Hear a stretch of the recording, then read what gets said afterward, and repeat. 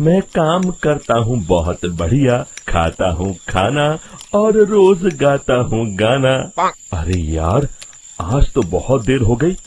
इस खतरनाक जंगल को देखकर तो मेरे हाथ पैर ठंडे हो गए हैं। अगर मैं वक्त पर गांव नहीं पहुंचा तो मालिक बहुत नाराज हो जाएंगे।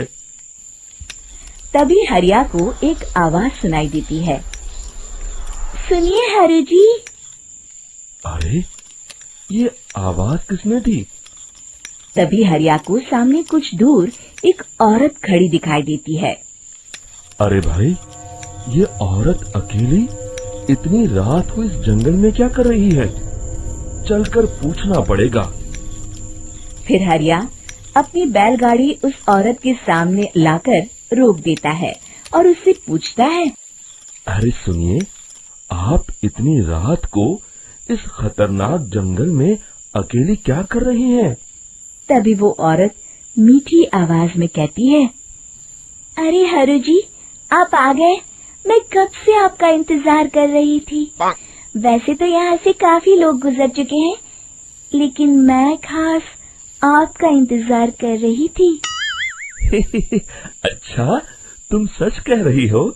मुझे तो यकीन नहीं हो रहा है। वो क्या है ना, आज तक किसी ने मुझसे इतने प्यार से बात नहीं की। हाँ हाँ हरु जी, मैं सच कह रही हूँ। अब देर मत करिए और जल्दी से मुझे मेरे घर तक छोड़ दीजिए। हाँ हाँ, कौन सी बड़ी बात है, अभी छोड़ देता हूँ। आप मेरे पीछे बैलगाड़ी में बैठ जाइए और मुझे रास्ता बताते चलिए। फिर वो औरत हरिया की बैलगाड़ी में बैठ जाती है और हरिया बैलगाड़ी हाँकता हुआ आगे चल पड़ता है। फिर उस औरत के बताए हुए रास्ते पर चलते चलते हरिया बैलगाड़ी लेकर एक काली गुफा के आगे आकर रुक जाता है। हरिया उस औरत से पूछता है। देवी जी, आपका घर कहाँ है? यहाँ तो एक गुफा के अलावा और कुछ नहीं है। तभी अचानक वो औरत हवा में उड़ने लगती है। देखते ही देखते उसका सुंदर रूप एक डरावनी चुड़ैल में बदल जाता है और वो जोर जोर से हंसती है। अरे तू तो एक नंबर का बेवकूफ निकला। तू तो बड़ी आसानी से मेरी बातों में आ गया। अरे मर गया रे, ये तो एक चुड़ैल है। हे भगवान बचा ले, ये तो बड़ी डरावनी दिखाई दे रही है। और फिर अगले ही पल हरिया की बैलगाड़ी में रखा सारा सामान हवा में उड़ता हुआ उस काली गुफा के अंदर चला जाता है और वो चुड़ैल भी उस गुफा के अंदर जाकर कहीं गायब हो जाती है। हरिया ये नजारा देख बुरी तरह घबरा और परेशान हो जाता है। अरे, ये चुड़ैल तो मेरा सारा सामान लेकर गुफा में गायब हो गई। अब क्या होगा? अगर मैं गांव खाली हाथ गया तो मालिक मेरी अच्छी खबर लेंगे। मेरी इस बात का कोई यकीन भी नहीं करेगा। फिर आखिर वही हुआ। हरिया के मालिक चंपक सेठ को हरिया की किसी भी बात पर रत्ती भर भी यकीन नहीं हुआ। चंपक सेठ को लगा हरिया झूठ बोल रहा है और उसने ही लालच में आकर सारा सामान हड़प कर लिया है। फिर हरिया को बेईमान समझकर चंपक सेठ उसे काम से निकाल देता है।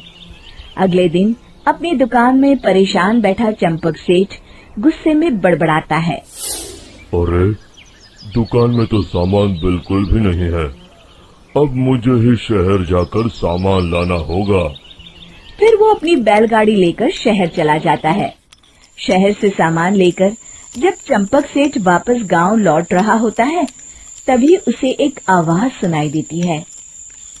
चंपक जी, ओ चंपक जी। अरे, ये तो कोई मेरा नाम लेकर मुझे पुकार रहा है। फिर उस रास्ते में वही औरत खड़ी दिखाई देती है। फिर क्या था, हरिया की तरह चंपक सेठ भी उस औरत के पास अपनी बैलगाड़ी लेकर जाता है और वो भी उसकी चिकनी चुपड़ी बातों के मोह जाल में फंस जाता है। फिर चुड़ैल उसे भी अपनी गुफा तक ले जाती है और उसका सारा सामान लेकर गुफा में गायब हो जाती है। बेचारा चंपक सेठ लाचार होकर खाली हाथ गांव लौट आता है। फिर ये उस जंगल में रोज की बात हो जाती है। जो कोई भी शहर से कुछ लेकर गांव की तरफ लौटता, वो चुड़ैल उसे बेवकूफ बनाकर उसका सारा सामान लेकर गुफा में गायब हो जाती। एक दिन हरिया एक लकड़हारे को उसी जंगल की तरफ जाते हुए देखता है। फिर हरिया उसे रोकते हुए कहता है, अरे भाई, क्यों अपनी मौत को दावत दे रहे हो? मेरी बात मानो, आगे जंगल में मत जाओ, वहाँ एक बड़ी भयानक चुड़ैल रहती है। लकड़हारा हरिया की बातों को नजरअंदाज करते हुए कहता है, अरे भाई, मुझे पहले ही बहुत देर हो चुकी है, मुझे जाने दो भाई। शाम तक लकड़ियाँ काट कर शहर के बाजार में बेचना है। तुम अपनी ये कहानी किसी फुर्सत में बैठे इंसान को सुनाओ, मैं तो चला। इतना कहकर लकड़हारा वहाँ से आगे जंगल की तरफ चला जाता है। फिर अगले दिन गांव के मुखिया के घर के बाहर बहुत सारे लोग जमा हो जाते हैं। तभी हाथ में कुल्हाड़ी लिए खड़ा लकड़हारा कहता है, अरे मुखिया जी, अब आप ही हमें बचाइए उस जंगल वाली चुड़ैल से। हमारा सारा काम तो शहर से ही होता है। अरे मुखिया जी, उस चुड़ैल की वजह से तो मैं पूरी तरह बर्बाद हो गया हूँ। हम सबको मिलकर उस चुड़ैल का कोई इलाज करना पड़ेगा। तभी भीड़ में खड़ा वीरा कहता है, आप लोग चिंता मत करिए, कल से वो चुड़ैल किसी को नहीं लूट पाएगी। मेरे पास एक बहुत अच्छी तरकीब है। तभी चंपक सेठ उसका मजाक उड़ाते हुए कहता है, अरे तेरा नाम वीरा है तो क्या हुआ? तूने अभी उस चुड़ैल को देखा नहीं है? जाकर अपना काम कर, बड़ा आया। तब मुखिया जी कहते हैं, नहीं नहीं चंपक सेठ, मुझे लगता है हमें इस लड़के को एक मौका देना चाहिए। फिर सभी गांव वाले मुखिया जी की बातों से सहमत हो जाते हैं और वीरा शाम को एक बैलगाड़ी में कुछ सामान लादकर उस जंगल की ओर चल देता है। वीरा, ओ वीरा, कहाँ जा रहा है? तभी वीरा मुड़ के देखता है, वही चुड़ैल एक औरत के रूप में खड़ी है। अरे बहन जी, मैं आपको ही ढूंढ रहा था। देखिए, मैं आपके लिए क्या लाया हूँ। अरे वाह, तो खुद मेरे लिए इतना सामान लाया है। तू ही अकेला गांव में समझदार है। जरा देखो, मैं भी खोल के, बड़े भूख लगी है।